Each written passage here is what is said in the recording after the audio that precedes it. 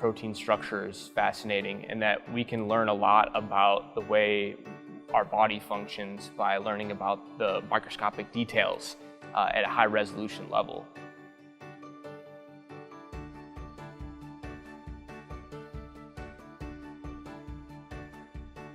Iron-sulfur cluster biosynthesis is an evolutionarily conserved pathway, meaning that it also exists in prokaryotes. But in eukaryotes, there's a couple of additional proteins called ISD11 and acyl carrier protein that aren't involved in iron-sulfur cluster biosynthesis in prokaryotes.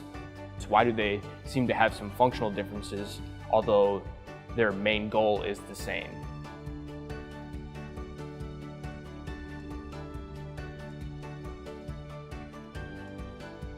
We don't really know from a structure-function standpoint how these proteins contribute to iron-sulfur cluster biosynthesis.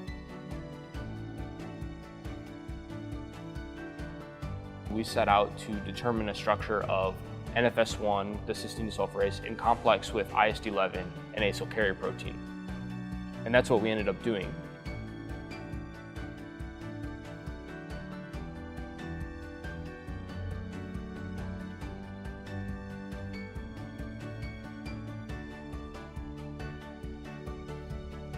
Well, Seth worked very hard on this, and he did a wonderful job. And so it turned out that he was able to purify these three proteins together and then determine the structure through essentially really hard work.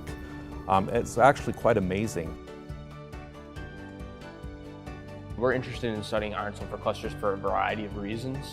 One of which is there's a protein called frataxin that's involved in iron-sulfur cluster biosynthesis. It accelerates iron-sulfur cluster biosynthesis.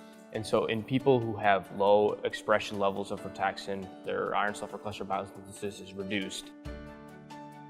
We're interested in how frataxin functions and how particular mutations compromise function to learn about the disease.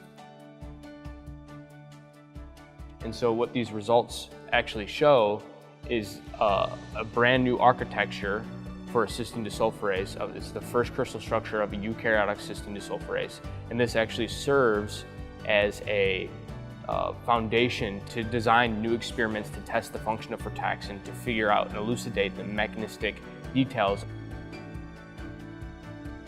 The most controversial point in the iron-sulfur cluster biosynthetic field is frataxin function.